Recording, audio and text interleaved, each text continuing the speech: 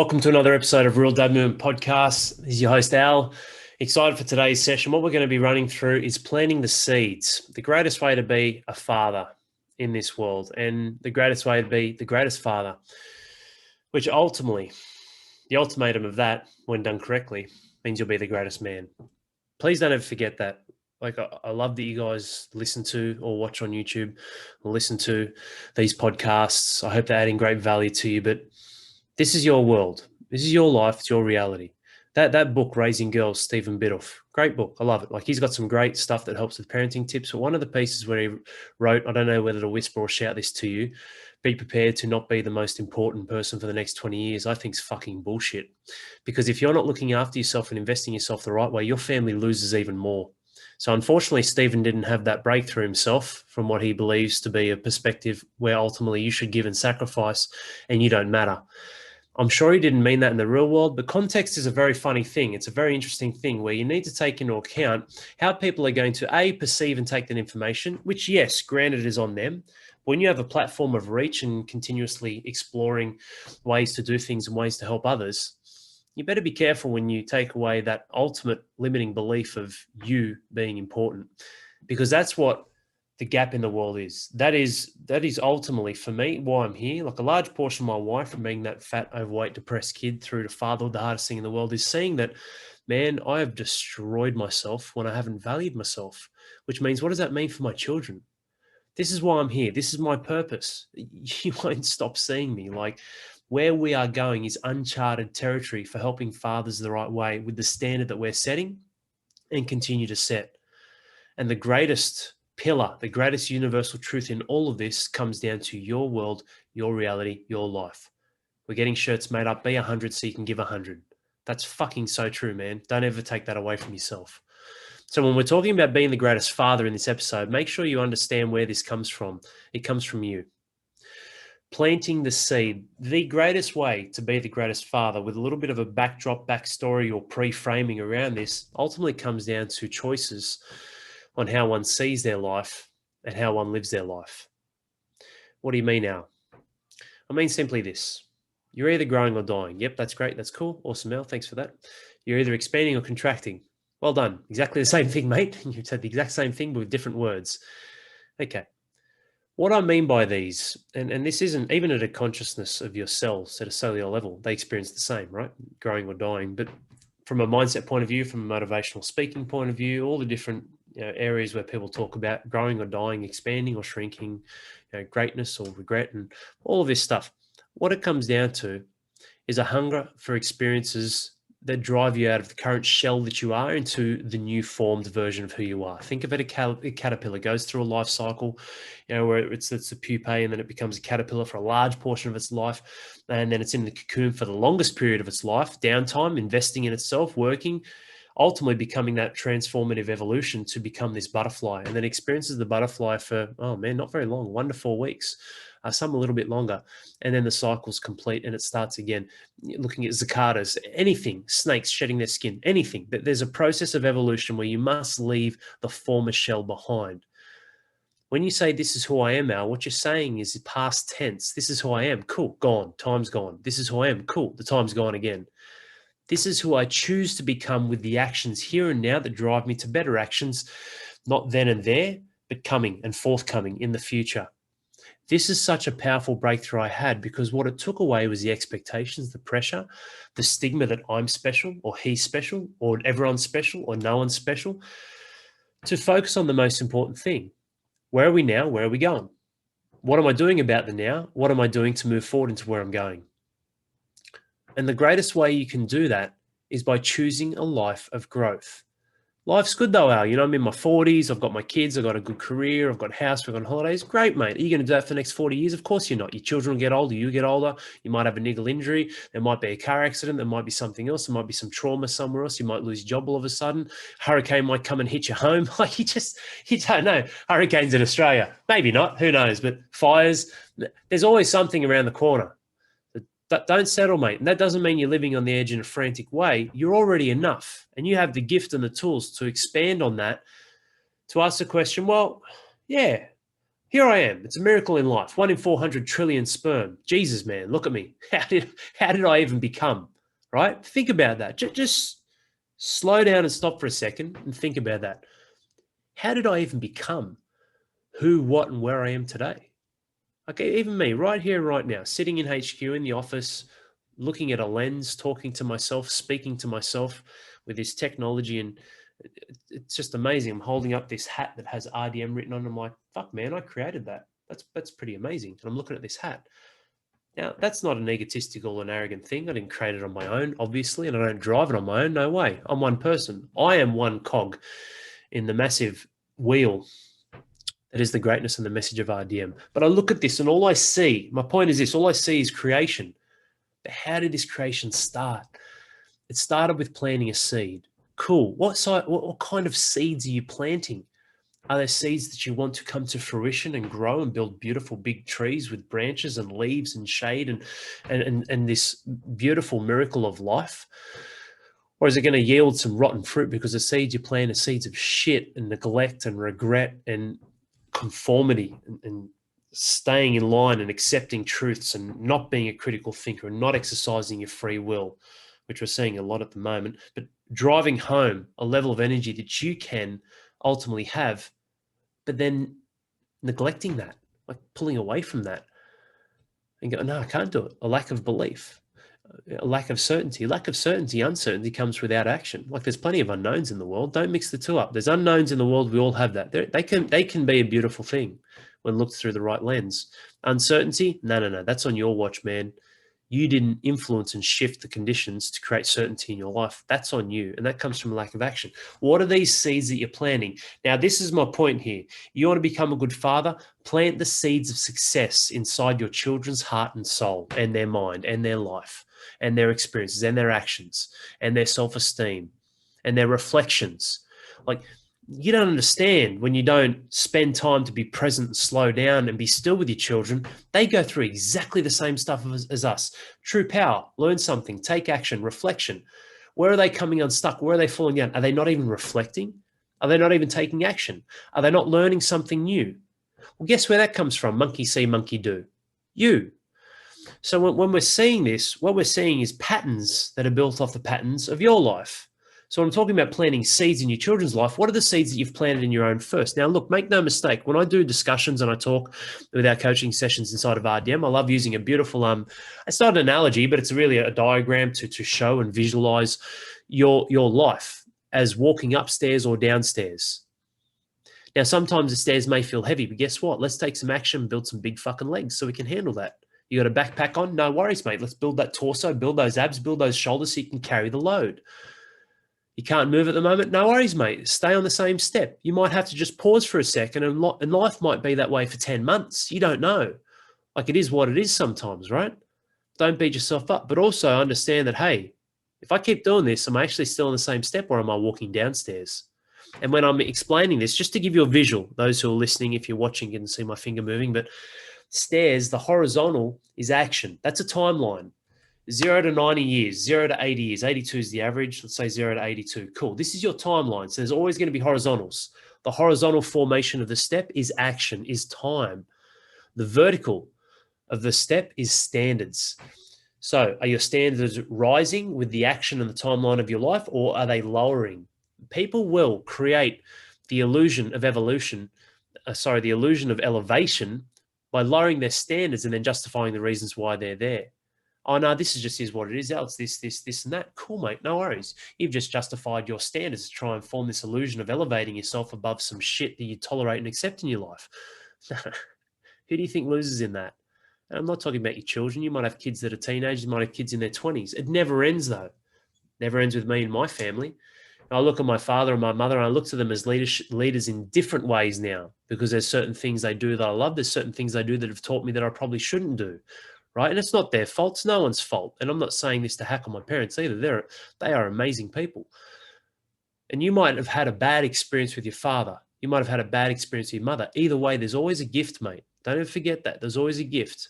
And this is where it comes down to ownership and responsibility. The seeds that they've planted in you, you can nourish them, water them, prune them, adjust them, change them, tweak them, maneuver them. You can shift. You can change. This all sounds pretty good, Al, but what's your point, mate? You talk about planting seeds, you talk about time, you talk about standards, you talk about your children, greatness. Where are we going with this, Al? This is where we're going. If you plant the seed of growth and a hunger for growth, two seeds you need. One, a hunger for growth. Two, an appreciation for life. What you instill and build in your children at such a young age to become this fucking monstrous oak tree, man, where you don't even need to worry about watering it. The rains will hit it. It'll draw enough nutrients from the ground around it because the roots are so big. It'll get plenty of sunshine because the leaves and the branches are so vast and so wide. It's done, man. The work is done. All you need to do is just nurture and take some shade under that tree and spend time with it. And what I mean by that is when your children become adults, because there are stages of life. What I'm saying is, if you plant those seeds of a hunger for growth and appreciation for life, what you're instilling in your children are two things: to constantly challenge and seek change in their life, to make that their normal, to make that the standard. People don't want to change. The reason why people don't want to change is because there's been changes in their life already that have affected them in a bad way because they haven't fucking risen up with the balls to create their own standards to influence the change that they want in their life. The end. It is that simple, man. Like, you look at your life, it is riddled with change. Universal law, one of our absolutes. The one thing that is always the same is change. Think about it. Even if you do the exact same thing every single day for a year, well, yeah, it's the 10th of October. It's the 20th of October. It's the 10th of November. It's the 15th of December. You're on a different day, different timeline, man, different rhythm, different cycle of the earth, of the universe. It is changing. It is different. There are variables. Even if it feels like it's exactly the same, it's slightly different. Building and nurturing those seeds, watering those seeds, might be like the old bamboo tree, the old Chinese bamboo. You might be watering it for 4 years and seeing nothing. This is not true with children. We see radical change, right? We see a lot. We see some big changes. But even if it wasn't true and you feel like it's not there or you feel like it's subtle, take a step back and have a look. Okay, well, I'm watering this bamboo tree for 4 years, but in the 5th year, bang, in 10 weeks, fucking boom, it grows and shoots up to the sky. This is the exponential growth that's a little bit more consistent on a linear graph moving upwards in your children. They're not trees, but it's also something that has a level of appreciation inside of you because guess what? If you're nourishing and nurturing that from the right line of leadership, showing, not telling, guess what you're doing? You're nourishing and nurturing yourself. You don't just plant one seed, mate, and that's it. You're done for life in your own life either. You can plant new seeds. You can build new trees, new growth, new fruit. There's always a way. There's always an opportunity. But one of the greatest ways to have that inside of ourselves, especially at times when we don't look inside of our own heart, you don't like looking in the mirror, you don't want to do it for yourself, do it for yourself through doing it for your children. Let your children be the example, almost in a reverse psychological way when going, hey, I'm helping them. Look at what they're doing. What can I do now? That's inspiring. Don't sit back and be the big fucking fat footy mum or footy dad that just goes, there's my boy. He's going to play reps one day. And look at him go and blah, blah, blah. And I showed him everything he knows. Like, well, fuck, mate. What do you think he'd be doing if you were going to the gym with him? If you're training with him? Or if you're investing that level of leadership, not just in telling and showing? Now, look, this is not judging people's weight. That's a pure example that I've seen from my experience coming through the grades and playing footy. I've seen children, and man, there were so many that were better than me. And I'm not saying it's because my father was fit and strong either that I made it through, but seeing these children that had certain influences with big holes missing, which means their parents rested on their laurels because they thought the work was done instead of going, hey, how can I invest in myself? You don't need to be ripped and full of abs and bricks, but what about your own health, man? What about your own energy? To continue to forecast that onto your children to continue to help them nourish and grow. I'm not saying you need to be skinny to be a good dad. Please understand the context here. Right, that was a quick-fired example that proves a point that life is energy, and the energy you portray is one that starts between the ears of the seeds that you plant and how you nourish and nurture them to grow the big trees in your life that provides the shade for the little trees in your life, which is your family, to help them grow and be a big, booming fucking tree themselves. This is life. And the greatest way that you can help nourish and nurture that is by making sure the seeds that you plant are of two types. One is a hunger for growth, and one is an appreciation for life. What does that do? It builds gratitude. It takes away entitlement. It takes away expectations and assumptions. It builds a love for life. It builds an appreciation for life, which gives a nice, general, natural energy in love, not hate, not out of fear of failure, not competing to beat other people, competing to beat the old version of who you are. Combine that with a hunger for growth. You can't lose, man. The hardest thing anyone can ever have, parents, children, combined, children when they become adults, when they become parents, when you become a grandfather, if you're not already.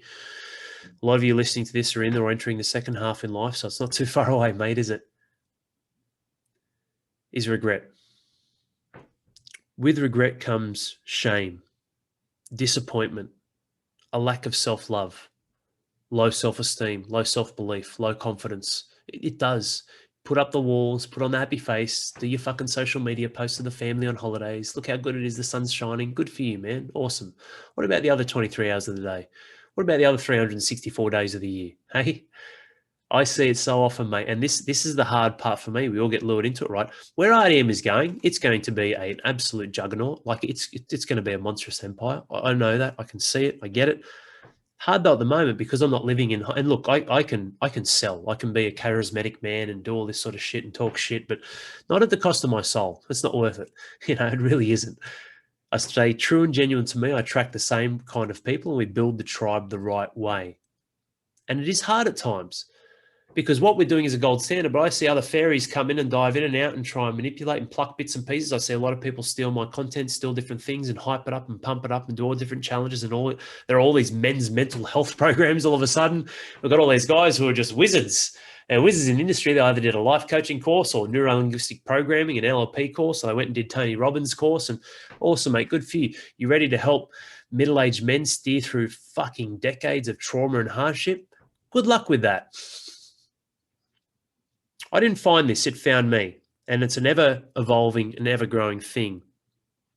But the reality is it's easy to get drawn into the traps of looking for instant validation, putting on a face, superficial victories, and the wrong types of wins are portrayed externally instead of building the framework, nourishing and nurturing, planting the seeds, watering the seeds, putting sunlight on them, looking after them the right way from the inside out. That's my point. Business, family, yourself, it's always there. There's always temptations. You hear that saying, there's no shortcut to any place worth going. It's the truth. Like, man, I'm 35, you know, and whilst I'm an old soul and everyone in RDM, they know that I'm very mature, I'm switched on, I know my shit, I'm fucking bang on, I listen, I understand, I listen. I listen and listen and listen. And when I listen, I take it in and I break it down into a big grid. Imagine that movie Tron. I see this big, some of the dads tell me the challenge, right? I see this big fucking blueprint, this big grid like Tron. And I'm just plucking bits and pieces everywhere. I'm constructing an entire new roadmap and pathway, all the while listening and understanding, not telling them what I want for them, showing them what they want for themselves and holding this mirror up. Imagine 10 years time, 20. Imagine when I'm 55. There's no stopping this. No way. Patience is very important, but understanding the value of time is as well, which will be another podcast episode. It's the only thing that holds most people back, really, an illusion of time. But I'll do that in another episode. This one is understanding A, the value of time, and B, the value of investment of your energy in that time, which means C, when we value the investment of energy in that time by nurturing and planting the right seeds of a hunger for growth and appreciation for life inside of our own children, what are we getting? We're getting a constant reflection and mirror of our own life because they're us, right? They're a part of us. They are us. They're you. You see that, and then you need to look in the mirror and you go, well, man, where are my seeds? What am I planting? What am I growing? What am I doing? What can I do? How can I keep moving forward? The leader and the champion I am for my children at the moment, and I'm not perfect when I use that word, but I am a champion for my children. The effort, the energy, and what I put out needs to change, needs to adjust. My daughter's 4, my other daughter's nearly 2, and my son's nearly 2 months old. Time flies, right? Just goes. This is what happens. I need to evolve and change and level up. Doesn't mean I become bitter or older or, doesn't mean I adopt a specific character trait. It means what I do is I continue to embed these foundations and these roots for myself, a love and appreciation for life and a hunger for growth. You adopt those two in a true and genuine way, not out of anger, fear of failure, hate, competitive drive to keep up with the Joneses or beat your neighbors or beat someone else, out of yourself and your own self-love. Man, I promise you, I guarantee you will not lose. What does that look like, Al? Not losing means no regrets. No regrets in life. You can't. Funnily enough, it doesn't even exist. Like, you can't really have regrets because if something you had full control and influence over, well, then you chose it, didn't you? Which means you're not really regretting it. All you're looking is going, well, I wish I did this instead, but you actually chose that pathway, which means you probably don't really have a leg to stand on. That's a whole other episode itself as well. Regret sort of technically doesn't actually truly exist, but that's quite interesting. I don't want to go down that path today because it's a little bit more explanation involved. But it's the hardest thing ever, man. Like, deathbed or not, you have regrets in your life. It's like, fuck, what an empty feeling. What a waste. What a level of depth of despair, shame. Not me. Not you. If you're listening to this and these podcasts and these episodes, not you, man. No way. How? How not? Why not? We've got guests on. I'm doing all different topics, doing different bits and pieces. We've got audio books and different courses that I give out for free. The month of November, Primal Power 2, how to move your body the right way and look after it, create a new relationship with yourself and exercise. Like, man, I'll help you however you want. We are always here for you. Don't ever forget that. And if you're listening to this in December, hit me up anyway. We'll have a different course for you. But honestly, like, you can't have regrets in your life. Don't fall down to that. Don't self-sabotage. Don't talk pop yourself. Plant your own seeds of a love for life, an appreciation for life, that gratitude, and a hunger for growth. And you do that within your children as well. You both do it together. What a beautiful relationship. Doesn't matter if your children are 18 and 15. Doesn't matter if you had some bad history with them. Replant some new seeds. Get the crops out. All right, cool. Get the soil, mix in a bit of mulch, bit of cow manure, put it all together, mix it all in, bang, get your bedding in, get your framework. Awesome. I've got my raised garden bed. Beautiful. Plant some seeds, go again. Whilst time goes so fast and life's a flash in the pan, in the present moment, there is time. You're still here listening to this now. There is time. You got a child who's 24 and they may not like you, they hate your guts. Beautiful. Not beautiful, but okay. Live your own life, lead your life, and lead by example, and they will turn around, they will see. You know what? Especially when they get hit with hardships, because they'll know that life's messy. Man, life is messy. We've all got lists. It's full of shit. We've all got skeletons in the closet. It's full of hardships. And if you've had a real easy run, you're like, oh, my life's been right out. Well, guess what? You haven't fucking pushed hard enough. That's the truth. That is the truth, man. I hope you enjoyed this episode. Being the greatest father and being the greatest man comes down to the seeds that you're willing to plant, the nurturing nourishment that you're willing to follow through and follow up with afterwards, and the reflection in the mirror and going, hey, a love and appreciation for life, a hunger for growth. I'm the same as well. We're all part of the same crop. I'm planting the same seeds for myself that I am for my children, and we're growing and nurturing each other together. I may have a bigger tree at the moment. Awesome. Let's do some pruning, some trimming. Let's work on some stuff. Let's work on myself. Let's provide some good shade for the little ones. Let them grow up, let them build, and let's do this as a team and as a family, because that's the most valuable thing you can ever have. As you get older, you realize the value of time is so precious. It's so important. I've only got a handful of friends. That's it. My old gyms that I used to run, there's some great people there. I don't have time to invest in them. That's the truth. They are not a priority in my life. Amazing people, but that's not enough. That alone is not enough. For me, it's spearheading the vision of my immediate family, RDM, and the legacy we build together for fathers all over the country. Have an amazing day, night, weekday, weekend, whenever you listen to this. Hope you enjoyed. Take care, and thanks again for tuning in. Anything you ever need, let me know. alex@realdadmovement.com.au. Take action. Everything you do when you're listening, when you're taking this in, just find, even if it's one thing, one cue, one gift, one word, find it and act on it. Don't just listen. Don't get pumped up. Do something. I don't have time now. Fuck, man, find the time. But I've got to do this, this, and that. Cool. Triage yourself. Do I have to do that? Okay, it's giving me this money or it's giving me that opportunity. Okay, cool. How long will you do it for? Is it worth it? Pull it back a little bit. Is having an extra few dollars in your account worth the time that you can spend on yourself to be happier and healthier physically and mentally for yourself and your family? Probably not, man. I've seen all the posts. I've seen a post of a billionaire who died at 60, like $7 billion. And he's like, man, it just rocks you. He talks about money meaning nothing. Now, I understand he's got it and he's got plenty. I get that. But ultimately, the greatest thing you can have in this life is experiences. And you can have experiences through drawing freedom. And freedom can be bought to a degree with money, but also you're not working 24 hours a day. And you can build and invest in your own self with the right level of energy to lift your energy without necessarily spending a lot of money either, mentally and physically. Take action. Always take action. Hope you enjoyed and got some great value out of this. Take care, and I'll see you soon on the next episode. Cheers.